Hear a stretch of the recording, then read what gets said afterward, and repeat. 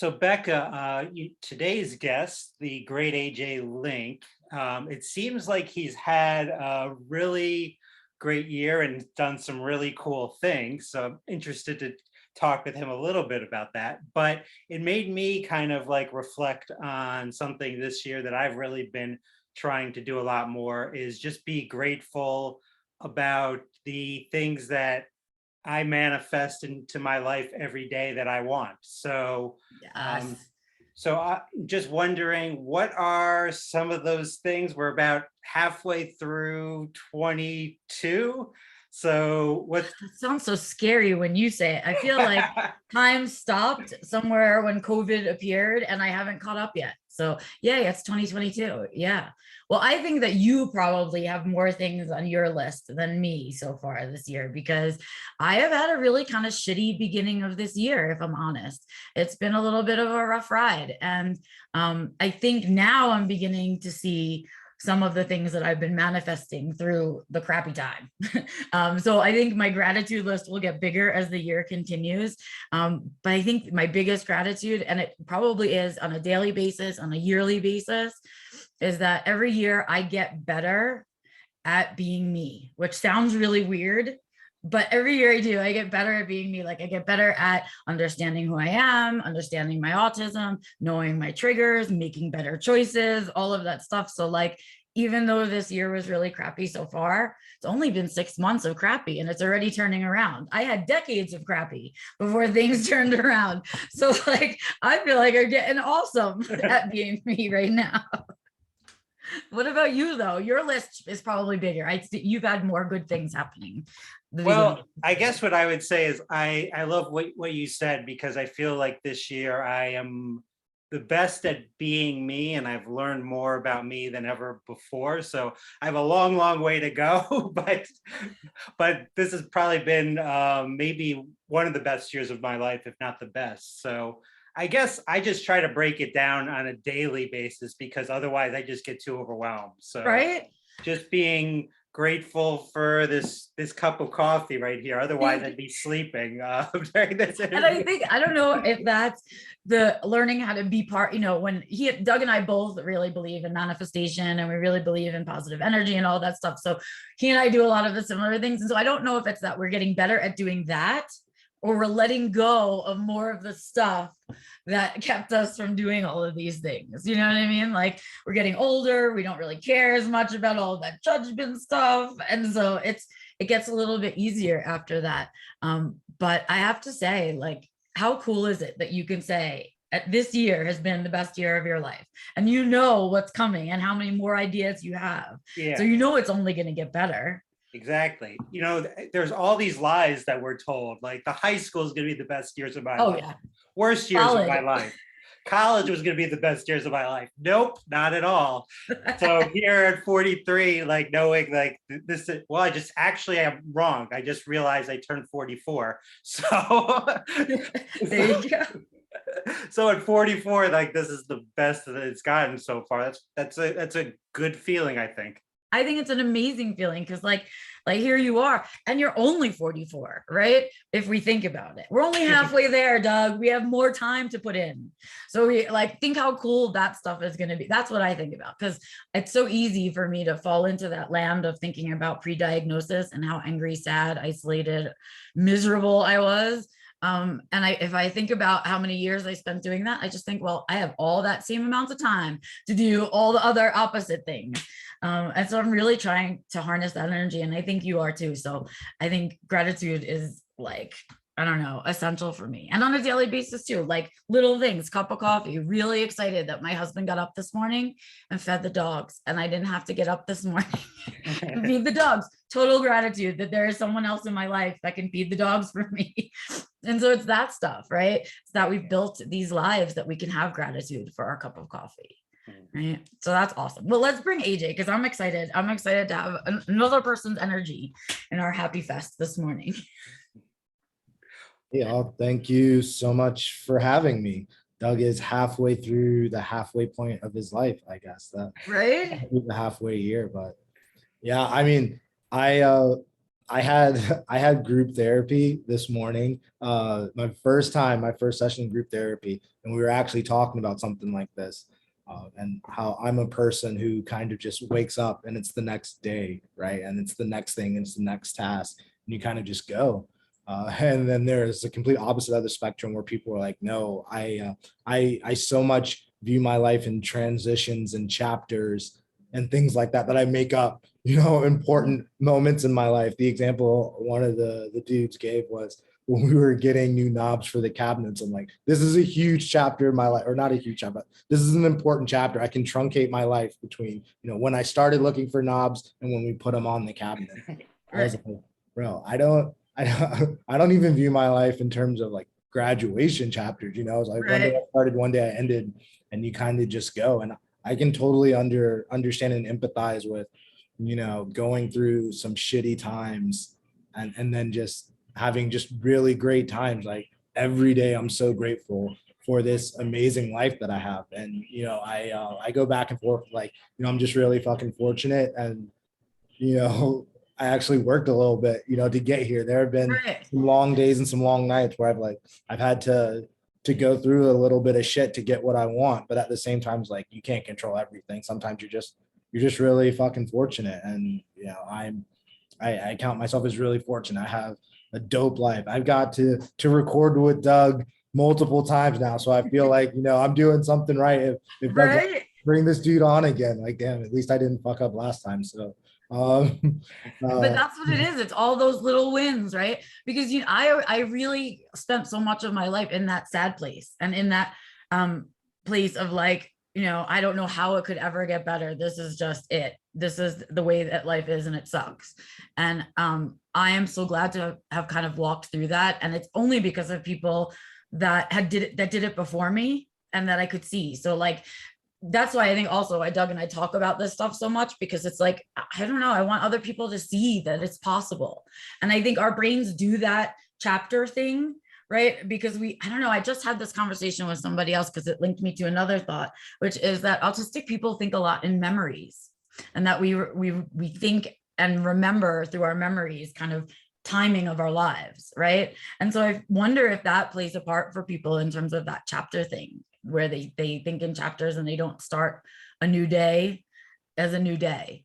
And so I don't know, it makes me wonder about our brains and how we process gratitude or don't process gratitude naturally. Yeah, maybe it's just because there's a time in my life where I don't know, I developed this, I talked about this a little bit in therapy too, but I've always talked about it, I guess, and working through it, where it's like, even the good memories, I don't store them. Like, obviously I have them, I can go and pull them, but it's not something like I want to go back to. Now that we're talking about it, I don't think I revisit memories and places and events so much as revisiting the people that I was around. Interesting. And that is how like I measure my life. Like, when I was around this person or I was dating this person, this is kind of what life was and what it felt like. And then, I've just been really fortunate. I was talking to my partner this weekend. We had a really long drive, and we just, I don't know how it came up, but we were talking about previous partners and things like that. And I was like, yeah, I'm just mad fucking fortunate, right? Like, my life gets better every time a relationship ends. Like, I get to, and not to shit on those people, because they've obviously helped me and they've like are part of who I am as a person and the lessons they've taught me. But like, every time, and I hopefully this resonates with people, but every time you feel like, damn, that kind of sucks, I don't know where I'm supposed to go, or damn, I'm really down because this person left me. Like, for me, every time that's happened, some cool new shit has happened, like something better. Like, I have become a better person. I have more opportunities. And, going back to being fortunate, like, damn, I'm always on the come up, at least recently, right? For a while I was on the downs, right? with my own choices. But, I would say probably the past 6 or 7 years, like, my shit's just up and up and up, and I'm just so grateful. Obviously there are down days, right? There are bad days. Like, I'm autistic, so some days like I don't function, and that's just that, but Right. wouldn't say that's a bad day. That's just one of the days in a bunch. And for the But most that's part. effort, like Yeah. being able to do that in your brain and take that perspective on it. Like for some people, it's really hard to really just change their brain thoughts. And I think that's the stuff that we really, as autistics, need to be working on. It's not so much our flexibility, like out in the world and the way we function, but our flexibility in here, like to understand that we truly can control the way that we think about ourselves and control the way that we decide to wake up every day. And like some people can have I have tons of bad days. Oh my God, I've had so many in the last 6 months. But I wake up and I'm like, okay, but today's not a bad day. Yesterday was. And a bad day doesn't mean a bad life or a bad month or a bad year or all of those things. And I can walk away from those bad days now, where they used to suck me in. The bad days, they used to be like, ooh, it's a bad day, let's get more of those. I don't know why my brain liked that pattern, but it did. And so I'm grateful to be out of that pattern. I can tell you that much. I'm so glad to be done. Yeah, I think it's kind of about acceptance, right? And so for me, I know that I've dealt with depression. I deal with depression, right? But I wouldn't even say it's a bad day. The terminology I use is it's just one of my days, right? And that could be one day, that could be a whole weekend, that could be a week where I'm just in a funk, and it happens, right? I'm not going to stay in that place. I've done a lot of therapy, so I know that I'm not always going to be in that place, and it's kind of I just accept it. And I think for a lot of people, you're right, it's hard. It's like, I want to fight this, I want to get out of it. And for me, it's not that I like being in that place, but I realize it comes and it goes, and it's kind of just like, fuck it. I'm not going to get worked up over who I am. And sometimes, like there are days where, I'm in meetings for 10 hours a day, and there are days where I can't do that. And I sit on the couch and watch Netflix or HBO Max or, whatever other fucking thing I pay for at this point. And, that's the day, right? There are days where I don't get a nap in, and those days are rough. But then there are days I can get 2 or 3 naps in, and those days are fucking awesome, right? Right. Probably not awful because The I love of don't feel naps. like doing shit. But yeah, it's just, I think for me, just therapy. I was a philosophy major. I was one of those weirdos, but I did a lot of Eastern philosophy, like Buddhism, Taoism, all that kind of stuff, Hinduism. And it's just like, you got to just ride the wave.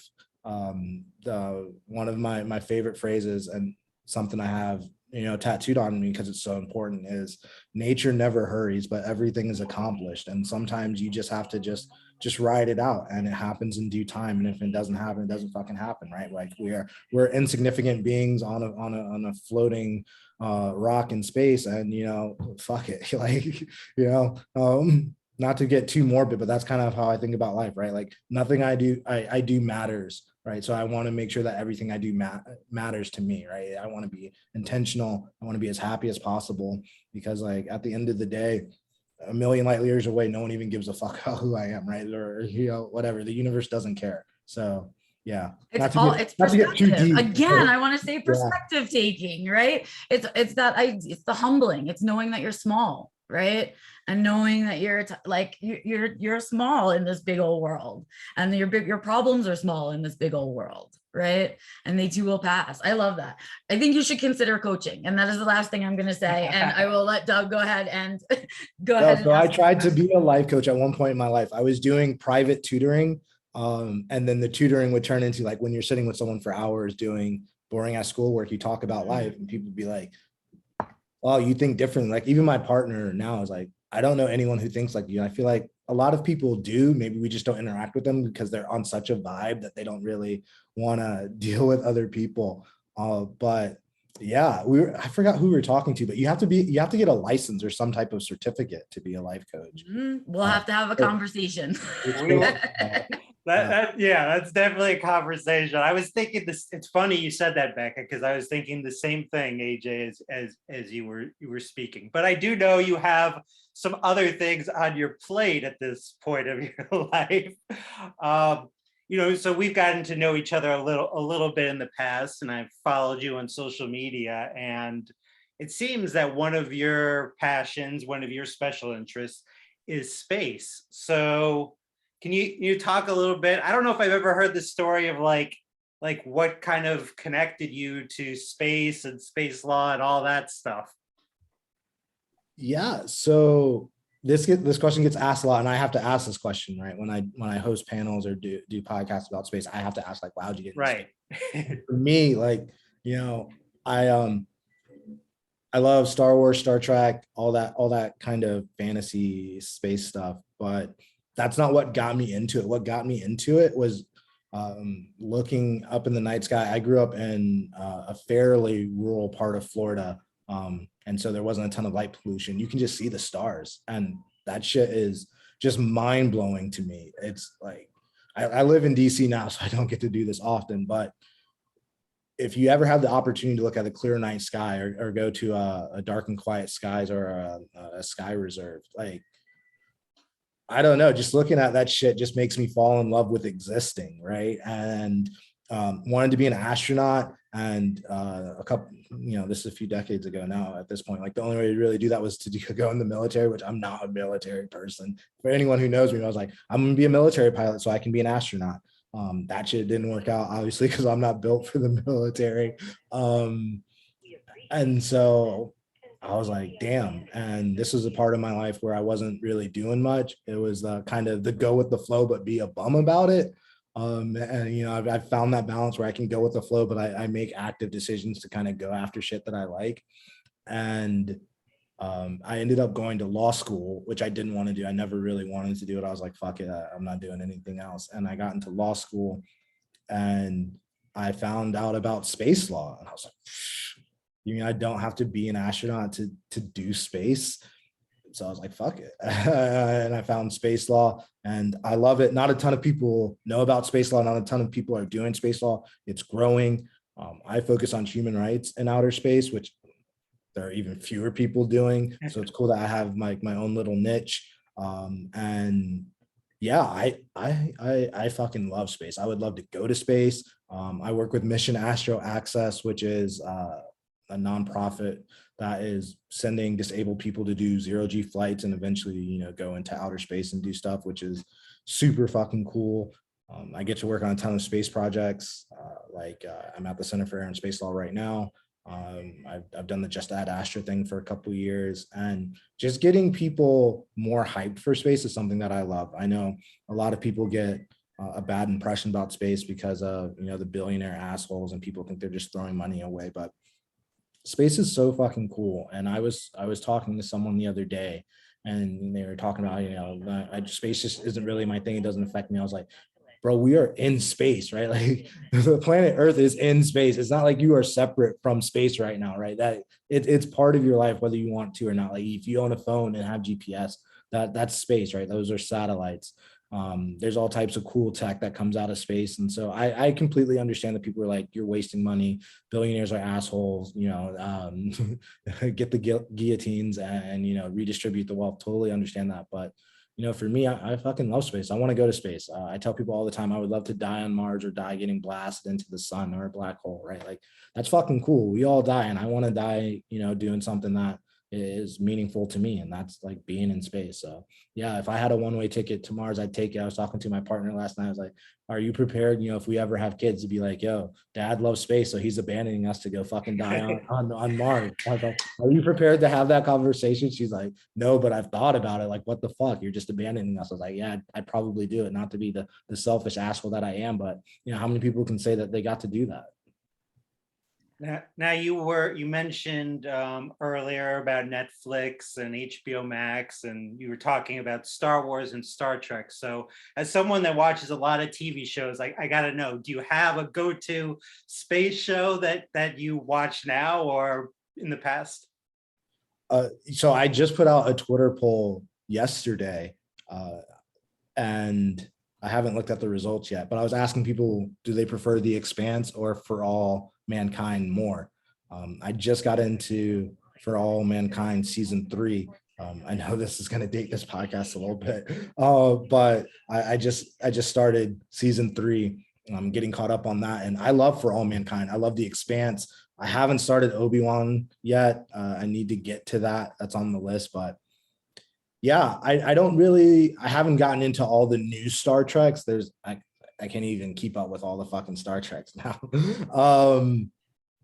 but yeah, generally speaking, if it's space, I'll give it a run, but also my time's a little bit limited these days, and it's something that I'm not a huge fan of. And I'm still trying to get all my reading done, like for my book clubs and all that. So my TV time is really, really not where I would like it to be. I wish I could watch more TV. So maybe I'll have to adjust my schedule. Well, if you do have the time and you feel like laughing a little, I don't know if you watched Space Force, but it was the funniest thing I have ever seen. So if you have the time to watch Space Force at all, I did enjoy that one. But I am now I haven't got watching. the Space Force. I think they did 2 seasons, right? Yeah. And Yeah, the I haven't first one, I seen don't know, it. I haven't watched the second one, but the first one was enough for me. They could have just done that and left it. It's so funny. But I'm also rewatching Farscape right now. I don't know how if you've ever watched that, but I'm rewatching that right now, which is weird to rewatch. No, I haven't, but I may put it on the list. I have a complicated relationship with Space Force, like the actual Space Force, and then how it was announced and all the there's a Right. lot of misinformation about it. And so space is getting militarized, which is something I'm super against, but it's just happened. Like it's not getting militarized. It's always been militarized, but also like the way that it was rolled out and how people totally misunderstood what was going on. I didn't want to watch the show because I just had complicated feelings. Oh, okay. I get it. So I don't think we've talked this year, AJ. And since we've talked, it seems like there's been a lot of new things happening for you. So from what I understand, you got your Master's of Law from the University of Mississippi School of Law, and you became an adjunct professor at Howard University. Is that true? And if so, like what classes are you teaching? Yeah, so I actually haven't started teaching classes yet. My first class is in August, but I did all the paperwork and things like that. And I'm teaching space law at Howard because Howard is an HBCU, but like I think they aren't doing enough to push the envelope. And hopefully, starting as an adjunct, you can't really do shit, right? But hopefully, once I'm there, I can start pushing things. Like I want Howard to have a disability law class. They don't have that yet. So I'm gonna, try to organize the students to get that class. But that's so cool, right?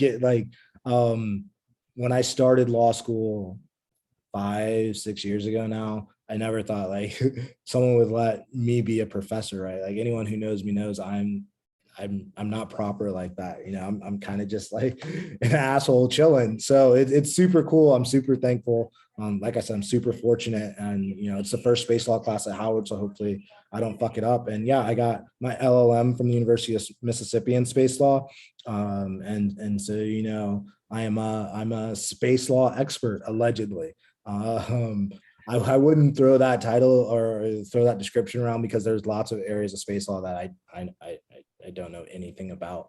But yeah, I mean that's super cool. And yeah, like we were talking earlier about how those are like kind of big deals when you kind of talk about it. But for me, it was just like, yeah, that's dope. What's the next thing? So but I'm really appreciative and thankful for those things, and super, super cool that I get to live this life. And I also read that you are the law and policy chair for Black in Astro Space. Yeah, and we're doing Black Space Week right now as part of Juneteenth. I'm aging the episode again, but yeah, that's a new initiative. It's mostly astronomy, folks, which I don't know anything about astronomy and astrophysics and astrobiology. And I was like, I do space in terms of law and policy, right? It's more arts and humanities from space, but I think that's still really important.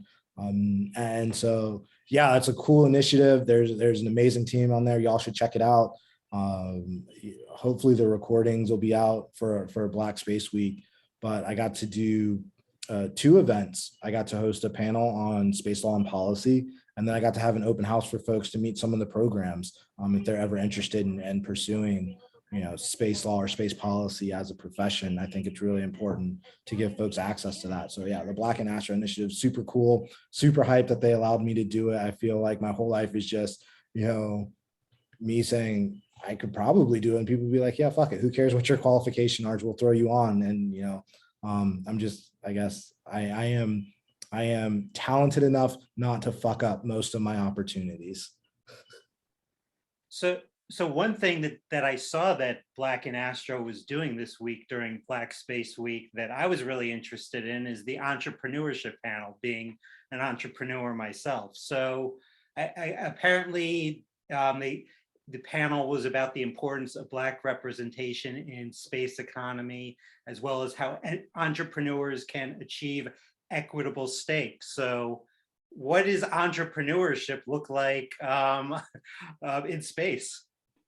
So that is not my forte. I would just put that out there. But it can be so many things. I think part of doing space communication, which I try to do, is, I know a little bit about the opportunities, right? That could be getting into the supply chain for the primes. Something that I'm trying to learn more about as it's happening is space fashion. And I know a few people doing space fashion. I'm trying to get them to educate me. I think that can be so many different things. Space tourism is something that's kind of taking off, and we don't know where that's going to go or what that's going to look like. But you can do so many things, right? You can be an engineer and then, start your own engineering firm to, develop space tech for companies. You can start space communication companies. Like, I know a ton of people. I think Britt Duffy Atkins is, one of the best space communicators out there, and she's built Celestial Citizen, which is an amazing platform for space communication. I think there's so many opportunities to do new and cool shit in space that, space entrepreneurship to me is just limitless opportunity. There's going to, unfortunately, we live in a capitalist society, but there's going to be so much fucking money in space. There already is. And I think, if you can do it here on Earth, eventually you should be able to do it here in space, and just kind of have to have the mind and the creativity and the imagination to get there. So, someone is eventually going to, make space sneakers, right? Or space jeans, whatever. Someone's going to make space beds. Someone's going to make, I don't know, space, whatever. I honestly don't know. Like, that's not where my strengths are, is in terms of the imagination to kind of think of all the cool possibilities. But yeah, I think for me, space is big enough for everyone and big enough to provide opportunities for anyone who wants to do it. And that's good and bad, right? But yeah, I think we're only limited by our imaginations and our creativity. And it seems to me you just keep doing stuff this year, because I recently saw there was an article that was on the cover of the Northern Illinois University Law Review, the summer issue, about galactic responsibility and introduction to the interplanetary human rights law through Crypt legal theory. Now, that's a lot of words I don't understand, but I'd love to hear more about Crypt legal theory in relation to space. Yeah, so it's galactic accessibility, which probably makes a bit more sense in terms of disability theory and disability justice. But Crypt legal theory is something that I've been working on, and I've kind of had a few amazing thought partners and kind of developing. And it's how you approach the law through the lens of multiply marginalized disabled folks, and how law and policy often excludes those folks or intentionally oppresses and suppresses those folks. And so with Crypt legal theory, the idea is you start from a lens of, just radical accessibility. How can we make laws accessible? How can we make policies accessible? That's like financially accessible, like that's like being able to access your rights and knowledge of your rights. I think, starting from that perspective of how can we make society radically accessible through our laws and policy choices is how I approach life, right? And I just wanted to apply that to space. And again, I was really fortunate that I was like, hey, I want to do this, and someone's like, yeah, try it. And I was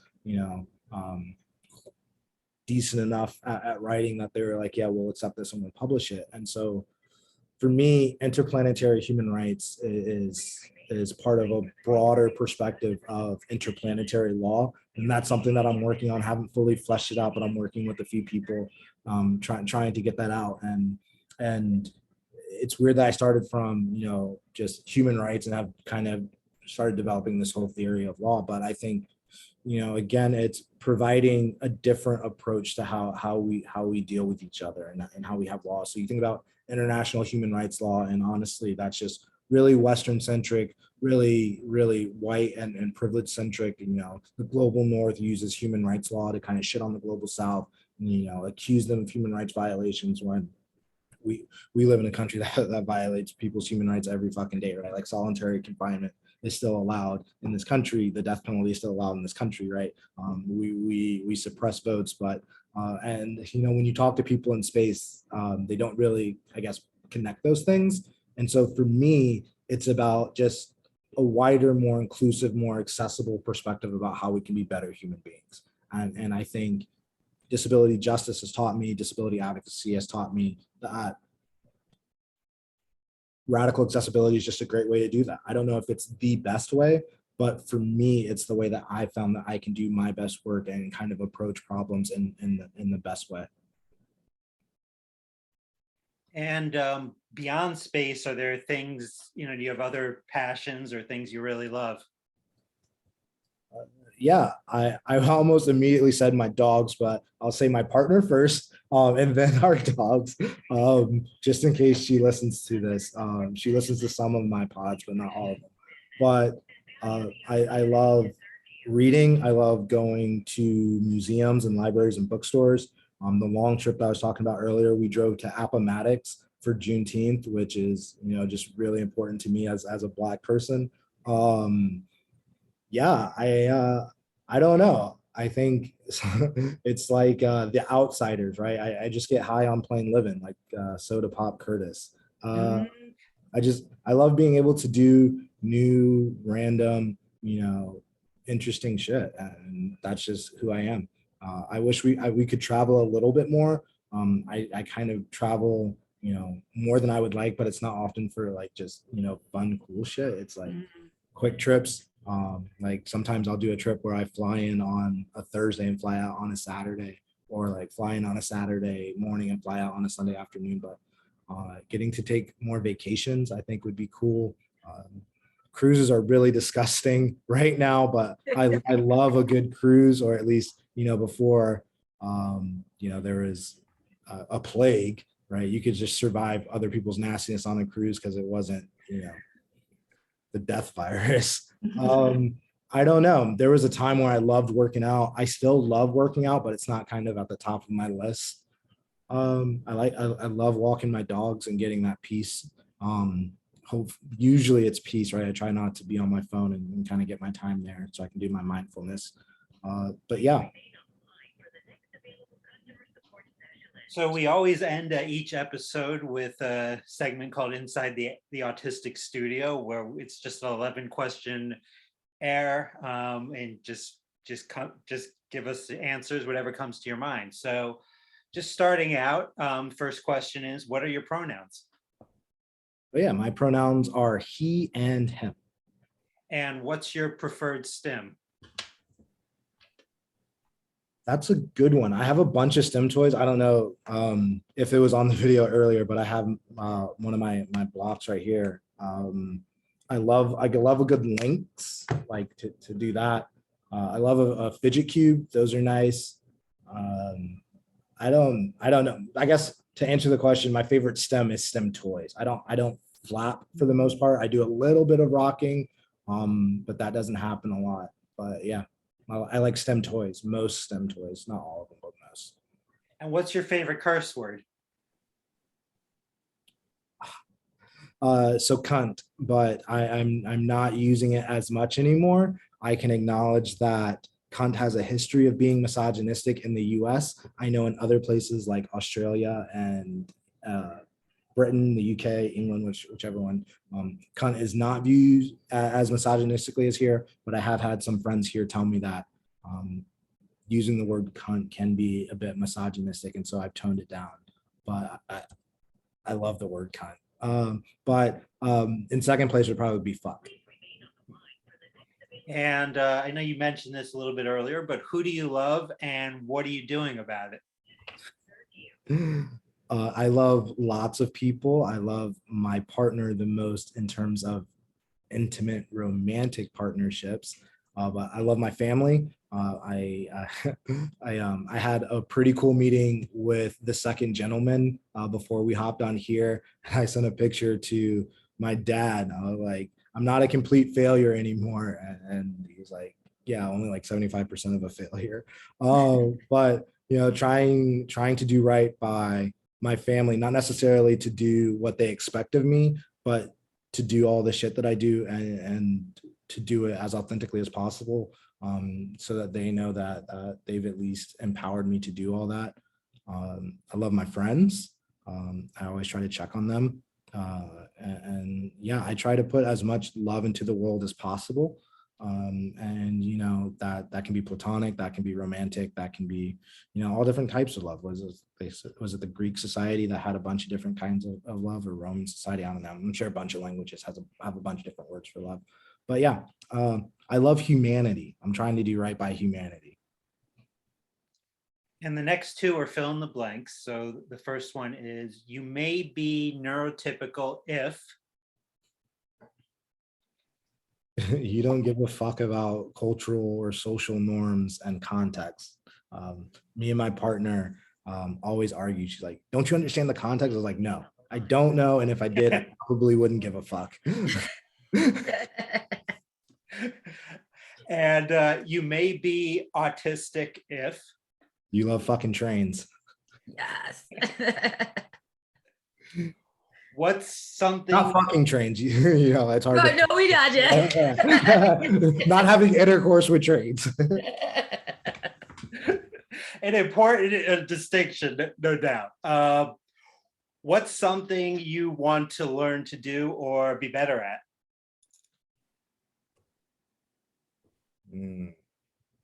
More languages. My ASL is super rusty. It's garbage. My Spanish is almost completely gone. But I would love to, one, get those back to where they need to be, and then learn some other languages. I was doing Italian on Duolingo for a little bit, and I just fell off, but I would love to learn more languages. What autistic social media account should people be paying attention to? Ooh, that's a good one. I think all the good ones are known, so I don't want to pump anyone who's already getting all this shine, but Find someone little that you love. Who's someone small we can bring up? Yeah, I'm trying to think, and I'm a horrible person for not having this at the ready. This isn't a small account, but I love Eric Garcia's reporting, and I loved his book, We Are Not Broken. It's not a little publicity because I'm in the book, but it's cool. Like I think there's so many people, right? Like you think about Lydia, they are amazing. Lydia is like a big deal in autism. You think about Haley Moss, who's one of my favorite people in the world, but she's also just like a massive autism star. I don't know. That's actually a good question, and I feel like an asshole for not having more people to elevate. And yeah, damn, I got to fix that. So thank you. Yeah. What's one thing in your routine you couldn't possibly live without? My naps. Yeah, I love a good fucking nap. I have nap jealousy that you have routinely scheduled naps. I might have to change my schedule in life now. I have nap envy. I do. They're not scheduled, but whenever there is 30 minutes, 40 minutes, an hour gap in the day, I'll try to get it in. Dog, cat, or must I choose? Dogs. I'm allergic to cats, to some cats. I don't know which ones. Sometimes I'm allergic, sometimes I'm not. But I'm a dog person. I have 2 amazing dogs. I love both of them. They've been quiet this entire time. You haven't heard them bark. So it's great. Yeah, and yeah, I definitely fucks with dogs. I prefer bigger dogs. I like wrestling with my dogs and playing, but I have 1 big dog and 1 small dog. But yeah. Well, they clearly know this is a super important podcast, so they need right. to be excited at this moment. Right. No, my dogs don't know that though. My dogs will come in and interrupt us every time. My dog will just whine the entire time. So she definitely knows this is not super important.